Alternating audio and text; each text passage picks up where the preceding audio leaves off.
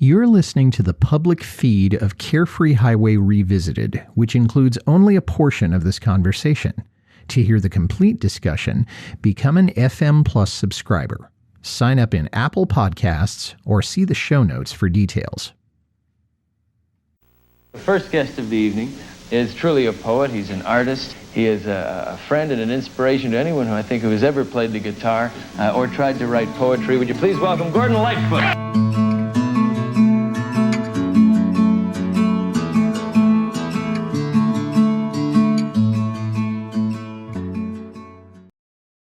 Gonna buy me a long white robe, yes, Lord, to help me home. I'm gonna buy me a long white robe, yes, Lord, to get me home. And when I get my heavenly gown and I lay my burden down, I'm gonna get me a long white robe to get me home. This is Carefree Highway Revisited, the show that celebrates Gordon Lightfoot's music song by song, a proud member of the FM Podcast Network. I'm your host, Mike Messner, and with me today is a fellow Lightfoot fan coming to us from Saco, Maine, Neil Cote. Neil, thanks for being on the show with me today. Mike, it's a pleasure. I've been listening to your other podcasts, and in fact, I think I listened to 6 of them yesterday, and I probably would have listened to more of them, but there was a PBS special on amphetamines in the military that I just had to watch. So, well, I'm glad that if I had to get trumped, it was going to be by something like that. So how did you first get into Gordon's music?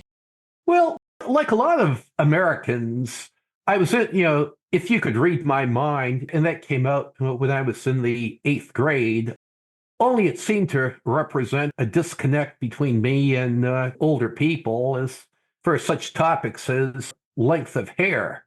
And sure. And it's funny, as a student, I oftentimes had trouble finding a theme in poems and short stories, but I could grasp the meaning of songs, and a lot of very profound songs came out around that time. I mean, there was Neil Diamond who wrote Shiloh, when I was young, I used to call your name when no one else would come. Shiloh, you always came, come today.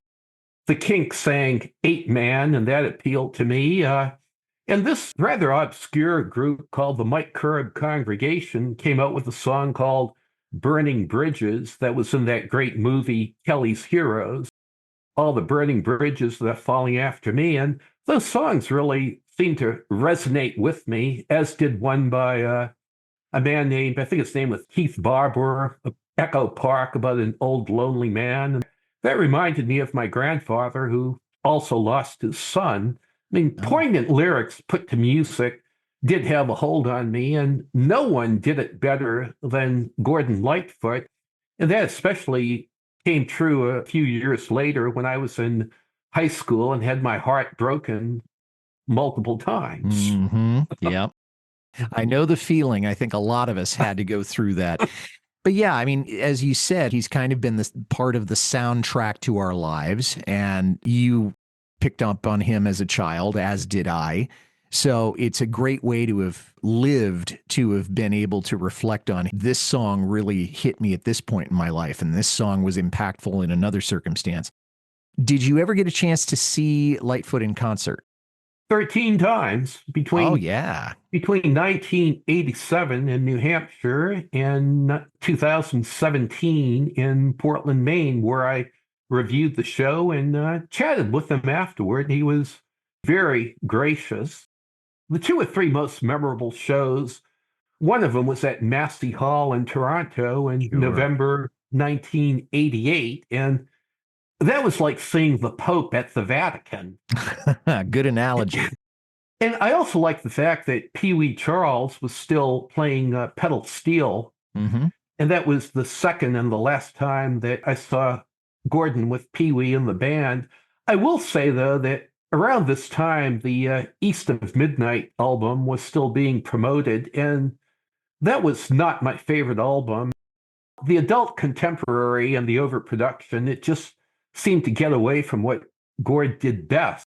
And then 2 years later, when I saw him in Tampa, Florida, with one of my multiple exes, that was a great show. And, my lady at the time was in a red skirt and a white blouse. And remember having my arm around her during Railroad Trilogy, and it was a great show. But then I think it was the summer of 2010 when I went to a show in Binghamton, New York. And what made that show so memorable was afterward, some friends and I were in the Holiday Inn Tavern, and I recognized Barry Keane and Terry Clemens come into the bar. I had met Barry a few years earlier, very nice man. And Mm-hmm. as a struggling guitarist, I wanted to meet Terry. So I went up to Terry and I just said, Terry, I'd just like to say hello to you. I've really admired your work for so long. And he was like my best friend. And Oh, wow.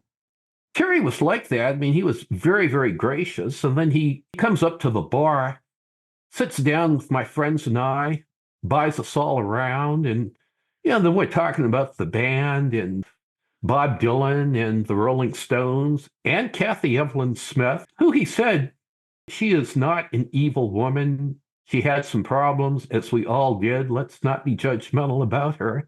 And then when Rick Haynes and Mike Heffernan came into the bar, Terry invites us over to that table and he introduces us as his friends. And that was just so gracious of him. And so there were about 4 or 5 of my friends, along with Terry, Rick, and Mike. We closed the place down and a lot of off the record conversations. Rick Haynes can be an ornery old bastard, but a very amusing one. And he had a particular charm. Mike was gracious too. Terry was the most fun. It was just a very memorable evening. I was saddened a couple years later when he passed away, and his alcoholism at that point was alluded to, and including by Gordon in an obit that ran in one of the Toronto newspapers. And Nick Jennings did describe it in his biography that came out a few years ago. A very good biography, very well balanced. Yeah, I happen to have a copy of it right here, and I use it as a desk reference for all things Lightfoot. And oddly enough, I'm going to be making reference to that book in a second or two. But it does sound like you were pretty much welcomed into the fraternity of Lightfoot so instantly. And I think that says a lot about your approachability and also about the way that the band members carried themselves.